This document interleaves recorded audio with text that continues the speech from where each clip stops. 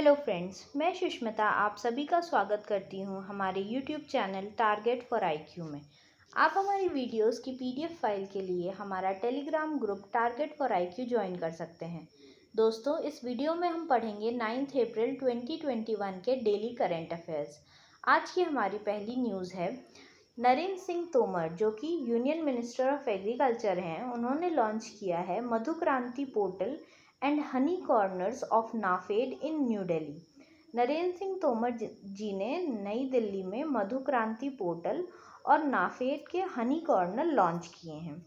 ये पोर्टल इसलिए लॉन्च किया गया है ताकि जो भी प्रोड्यूसर्स हैं हनी के, वो अपना ऑनलाइन रजिस्ट्रेशन इस पोर्टल पे करा सकें, ताकि जो सोर्स है हनी का, मतलब जहाँ से वो हनी आ रहा है, उस सोर्स को गवर्नमेंट ट्रेस कर सके।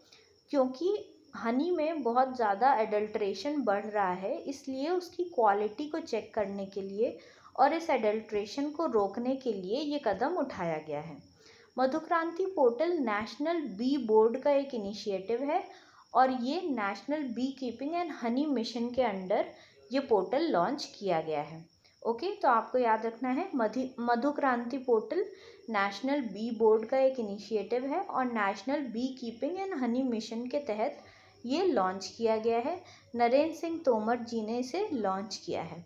ओके, नेक्स्ट हमारी आज की न्यूज़ है, कैबिनेट ने अप्रूव किया है PLI scheme for air conditioners and LED lights worth ₹6,238 crore.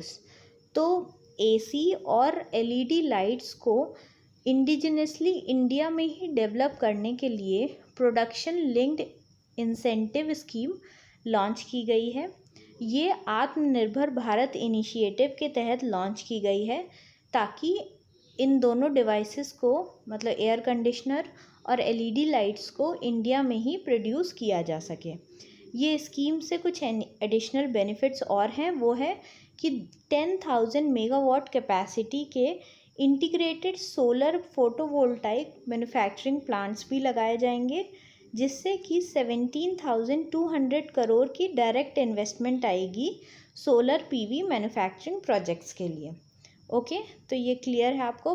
PLI scheme, production linked incentive scheme, जिसमें कि national programme on high efficiency solar PV modules, इस पे मेन फोकस किया जाएगा। ओके, और आत्मनिर्भर भारत इनिशिएटिव के तहत ये स्कीम लॉन्च की गई है एसी और एलईडी लाइट्स को इंडिया में ही प्रोड्यूस करने के लिए। नेक्स्ट हमारी आज की न्यूज़ है, union ministers doctor Harshvardhan and Arjun Munda launched tribal health collaborative Anamaya, the tribal health collaborative. Okay, तो दो मिनिस्टर्स का नाम आपको याद रखना है, डॉक्टर हर्षवर्धन जी और अर्जुन मुंडा जी ने लॉन्च किया है अन्नमया ट्राइबल हेल्थ कोलैबोरेटिव। ओके, जनजातीय स्वास्थ्य सहयोग।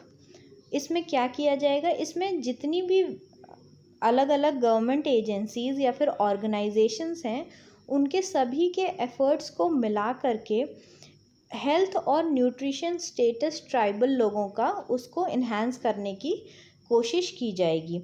इसके तहत मिनिस्ट्री कई सारे कदम उठाएगी, जैसे कि national council on tribal health setup करेगी और हेल्थ सेल भी इस्टेब्लिश करेगी ताकि वो क्लोजली मॉनिटर कर सके उस एरिया का जो ट्राइबल पीपल हैं उनकी हेल्थ को। और ट्राइबल हेल्थ एक्शन प्लान के तहत ये सारी गाइडलाइंस फॉलो की जाएंगी। ओके, तो आपको स्कीम का नाम याद रखना है, अन्नमया। नेक्स्ट हमारा न्यूज़ है आज का, PM Modi and Seychelles president to jointly inaugurate new Indian projects. PM Modi और सेशल्स के अध्यक्ष नई भारतीय परियोजनाओं का संयुक्त रूप से उद्घाटन करेंगे। तो पीएम मोदी जी ने और सेशल्स के प्रेसिडेंट जो कि हैं वेवल रामकलावन, उन्होंने रेंज ऑफ प्रोजेक्ट्स जो कि इंडियन लोगों के लिए भी और सेशल्स के लोगों के लिए भी काम आएंगे, उनको इनॉग्रेट किया है। ये एक हाई लेवल वर्चुअल मीटिंग थी जो कि 8 अप्रैल 2021 को हुई है।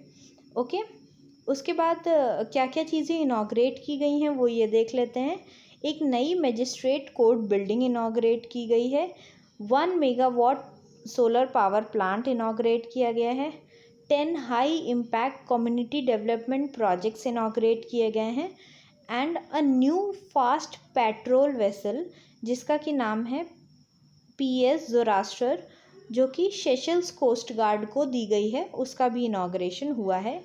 और ये प्रोजेक्ट्स इनॉग्रेट किए गए हैं as a part of India's Indo Pacific vision.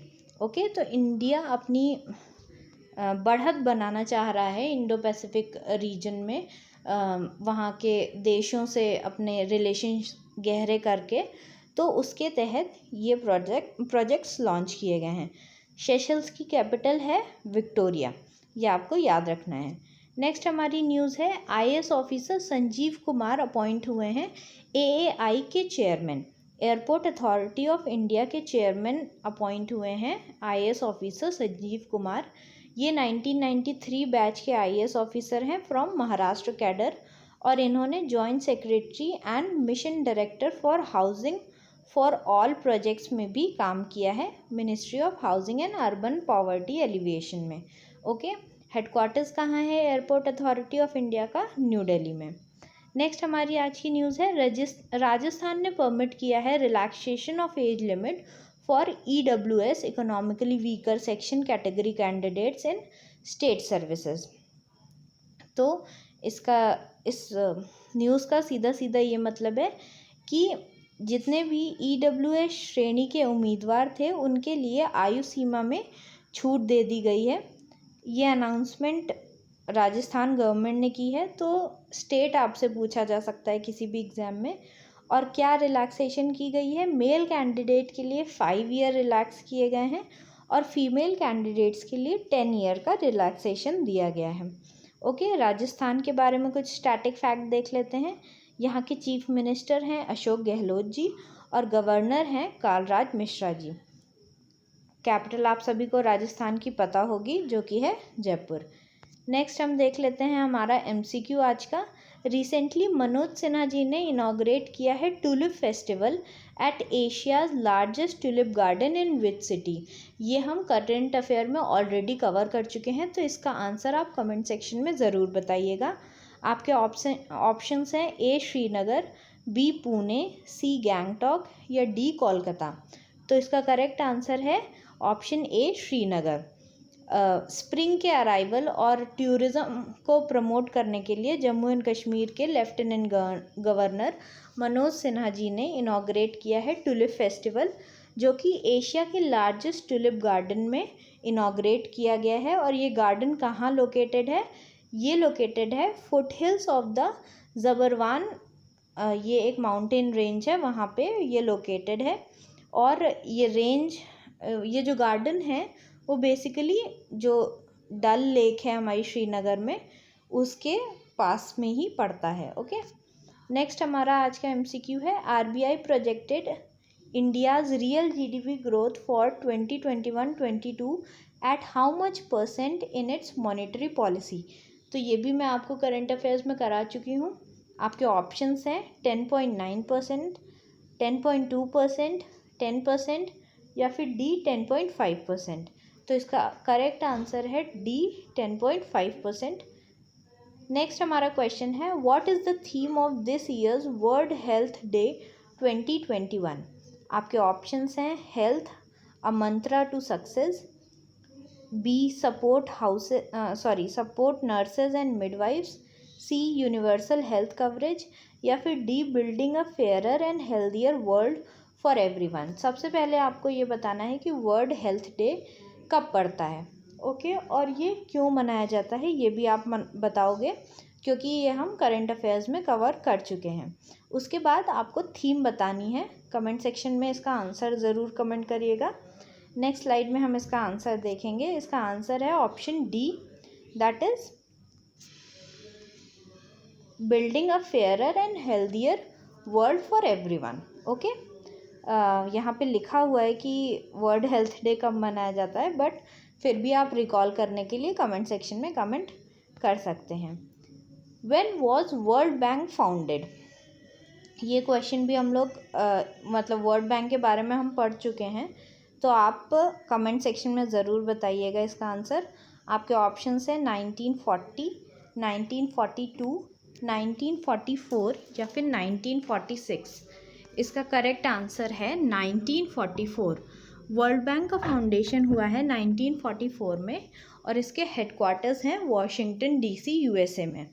मैंने पिछली वीडियो में आपसे पूछा था कि वर्ल्ड बैंक के हेडक्वार्टर्स कहाँ हैं, तो आप सभी ने बहुत अच्छे आंसर्स दिए।